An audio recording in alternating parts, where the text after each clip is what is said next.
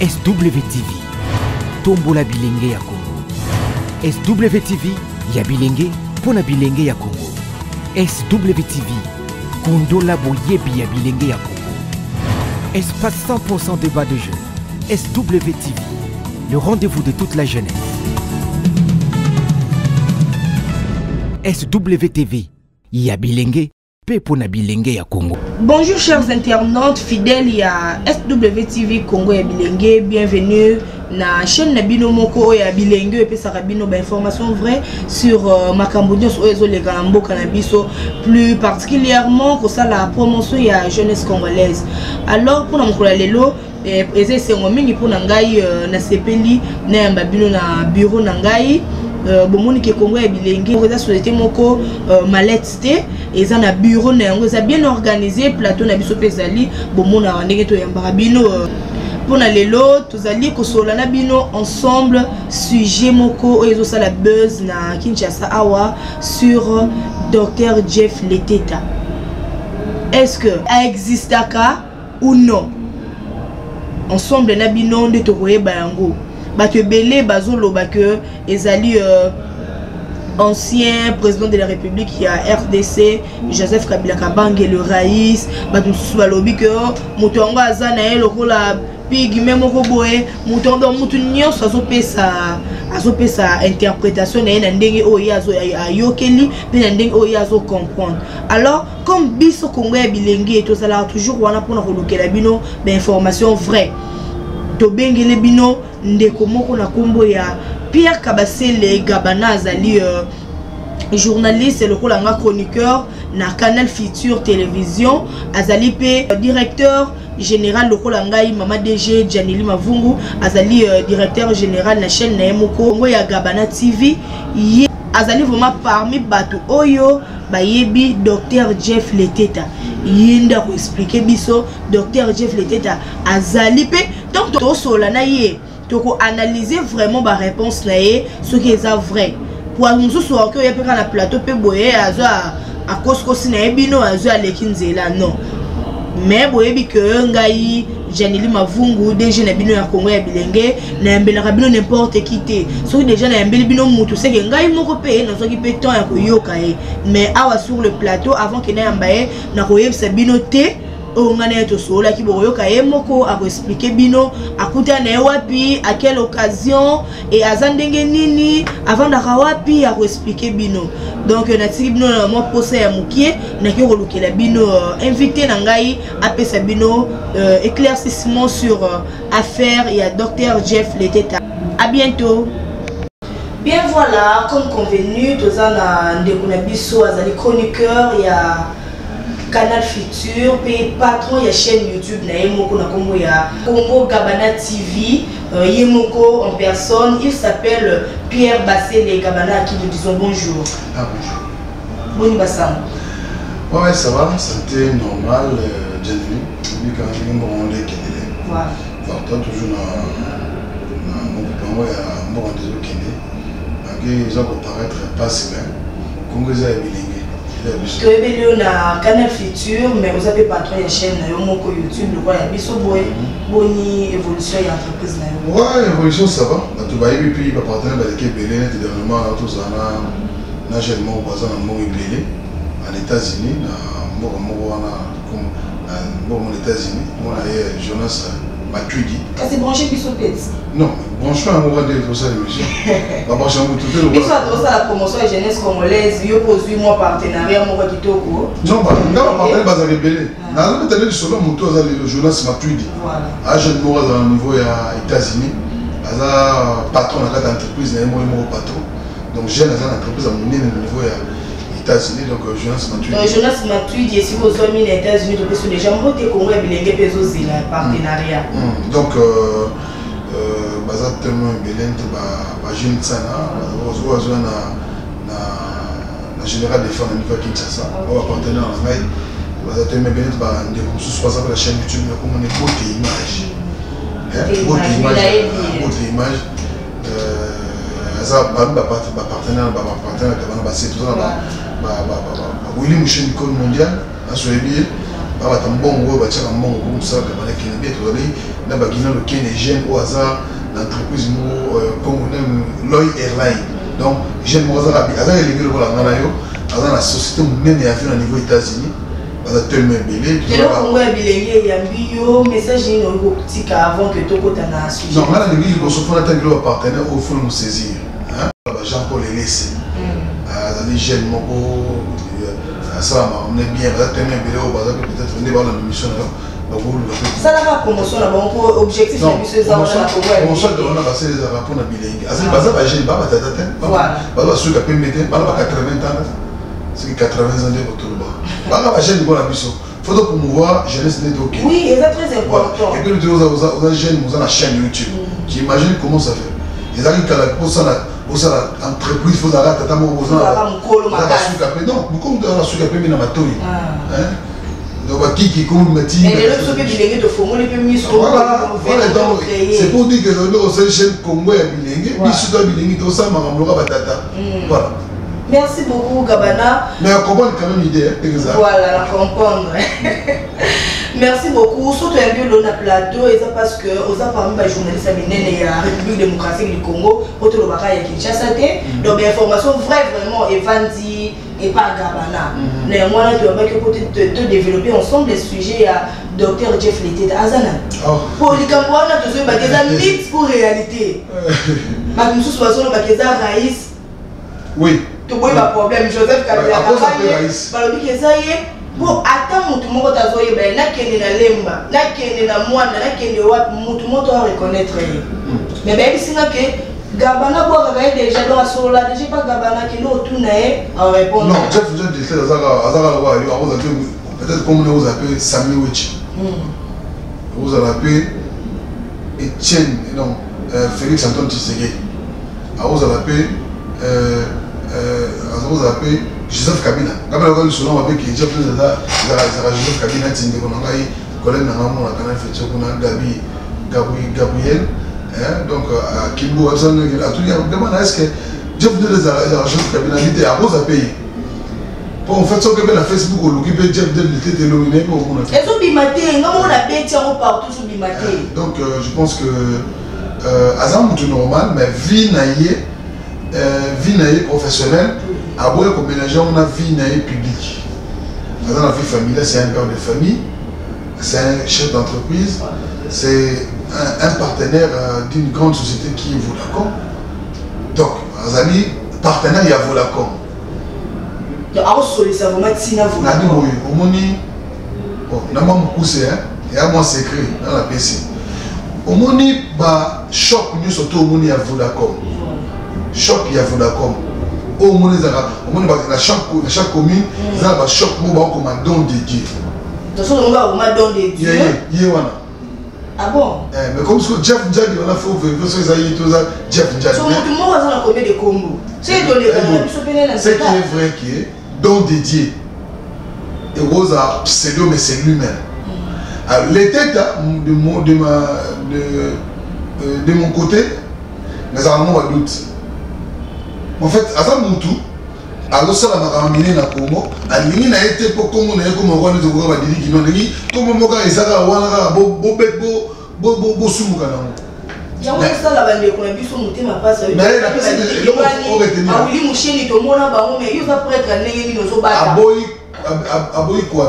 ne ba Congo ba ni ko abiser trop aboyi ane ko abiser il faut que niveau chef déjà comme lelo si on doit découvrir famille naïe va découvrir bana naïe ba problème sur rien la ciment mais là on a affirmé ok au moins ba choc tout le monde à Vodacom na comme choc à Vodacom on va don de Dieu peut-être dans chaque commune les années moi on a commune moi 30 la commune moi on a commune na Kitabo 30 na Bandé 20 na Lembe 40 na Monga Foule 50 ba choc tout le monde y a donc c'est quelqu'un qui est responsable ou il y a Vitarané Vinaïs à la Italie dans Nino aussi c'est qu'on a bête comme sur mon pour comprendre donc choc tout les déjà monnaie bon on a au monde tout on a au monde dedans sur le monnaie oh on a dedans sur une fois peu boyer avant de peu boyer tu vois dans c'est pas il est simple net ngai na monnaie mais na monnaie Mais tu as besoin de déjà, parce que moi, je suis qui Gabana et billet. Non, Mouton est bien. Et ça, moi, ça me semble qu'il y a ok, jamais on la télévision par le bénin. Voilà, il y a peut-être un solo qui est né, en fait, Jeff Nja dit c'était quoi? En grande histoire, mon ami m'avait expliqué. Une fois, quand nous avons mis ce ça, nous avons fait choses à une fois, avant que les banques avaient 5 000. Avant que nous avons un plateau, nous avons abonné les banques à la TV à 5 000. Oh, quand on a les banques émission, les banques émission. Après, je vais aboyer na aboyer na rumba. Après c'est 10 000. Oh, après 10 000, après 10 000. Oh, donc moi les banques ont 10 000, 10 000. Où est-ce que c'est les Nzembo? À ça les Nzembo, c'est 20 000. Oh. Oh. Quand Nzembo Mouki, on a ça 20 000, et 20 000. Quand on a ça deuxième Nzembo, c'est 20 000. Troisième Nzembo, on a ça 30 000. Donc c'est normal. Donc c'est quelqu'un qui sait soutenir la culture. Mais il a toi approcher pour toi viser. Mais culture est dans la musique. Ben oui, quand on y a ça maman on est basant de Okaki. Ça va 100 000 $, on a un musicien pour ça savoir. Maman tcha la moi na milliardaire bail de Singapore. Mais qui était sur le secret à maman milliardaire maman tcha la moi na 5 000 $, je pense que ça au coûte. Hein? Pour le niveau ba Nzembo na ma Nzembo na basala je ne pense pas. On est à ba monsieur va mutu mo va ma fille mo. Na Congo le Congo on a payé 100 000 $ pour Nzembo ça passe. C'est qui est vrai que Azali fanatique ya Tchalamon na Bilebe. En fait, nous n'avons pas dit que fanatique à musique à Kalaïle. De tout ce qui était quand on a dit jeune, elle m'a dit qu'on promouvoir. Il y a un moment où Bilebe na Tchalamon parce que ça dit, est-ce que c'est bien ça? Voilà, c'est quoi? Est-ce que ceux qui ont dit que photo notre ba Luka Oyeba Muto Tunainze la Muto Oyeba Muto Azoli Kizana. C'est important. Non, mais ça va. Problème on a film sur après ça va 10 000. On va mais il va peut-être après ça va 50 000 on va désœuvrer on va la personne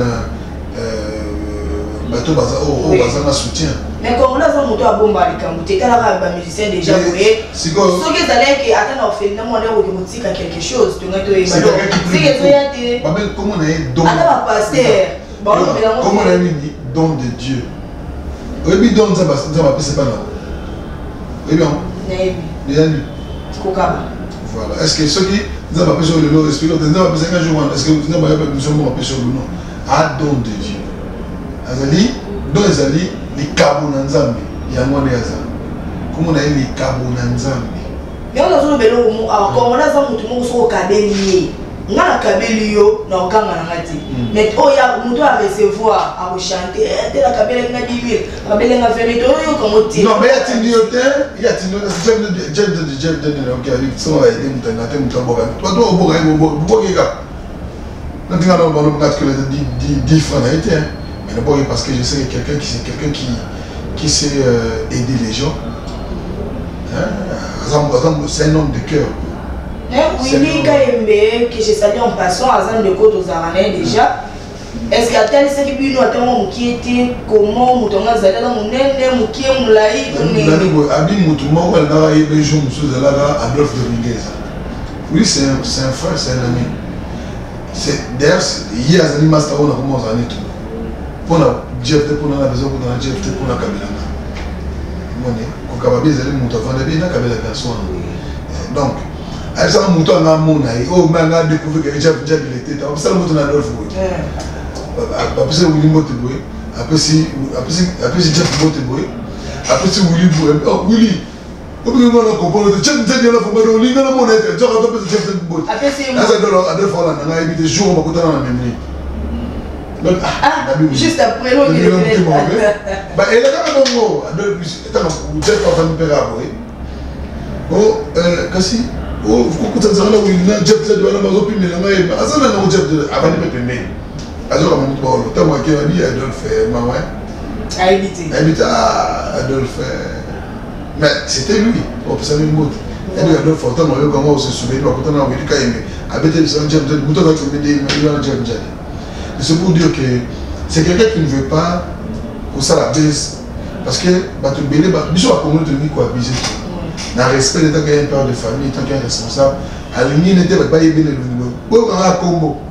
Ceux là, il était, où il est comme dans le bas. Alors, c'est ta photo d'intérêt. Non!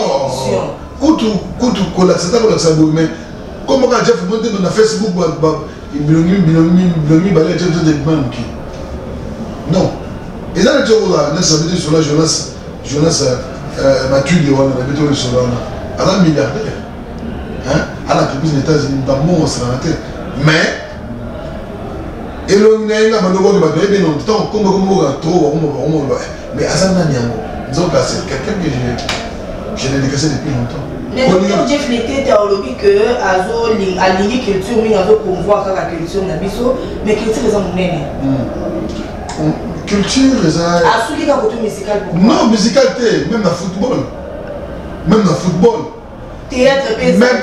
Non. Mais il y a ici, le péché, on a non, ma fille de l'eau, on va même ils ont le bateau de Tchakan, il y a un musicien. Pour un musicien, il n'y a pas fou la mine. Il y a un journaliste. Mais ça va être humanitaire et belé. Et puis ça, c'est l'homme qui a combiné à l'affiche. À limité. Mais là, d'après, non, moi je trouve que ça bien. Là, tu me dis que sur la vie qui est danger, peut-être à violer, si c'est basé, mais pas possible. Ils avaient déjà dit ça peut lui créer des problèmes, mais je ne pense pas. Je ne pense pas. Parce que tout le monde a ma bêta qui c'est pas nous ça la dérive na Congo na yo. Soit pas moi souke na Congo na yo, soit pas moi ko jouer na base na Congo na. Et moi mais c'est qui est vrai que je pense qu'il est aussi sécurisé à travers ces élections. Merci beaucoup. Naba Congolo bazola na biso de partout à travers le monde. Au baïma docteur Jeff Lété Tate, yo expliqué so ya sali message mo ko lancer. Bon, na lobi na yebi. Les amitiés eza réalité. Eza réalité. Na bi na yebi ete mais yebi. Donc na boina beta di baku. Il existe. Jeff Jadi yo yebi nga na yebi ye kuna yebi.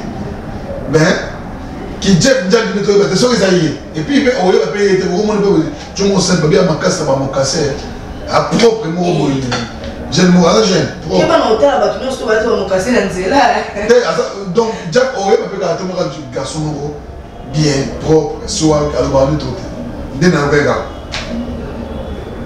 na dona zanga za kusana mona au monete donc il va que Jeff ne soit mon monnaie il va que son monnaie William Jeff William qui s'est monté ma quoi fond la monter non mais écoute là William Kaimi non a fongula mutema ese bien na ngafungula na bien na ngafungula mutema so kutana yeye wana wana Jeff Jadi donc il y a aussi la carré nani boy a vu le fils a vu le père donc Jeff Jadi papa Willy moi donc so comme Willy il y a que Jeff Jadi de wana.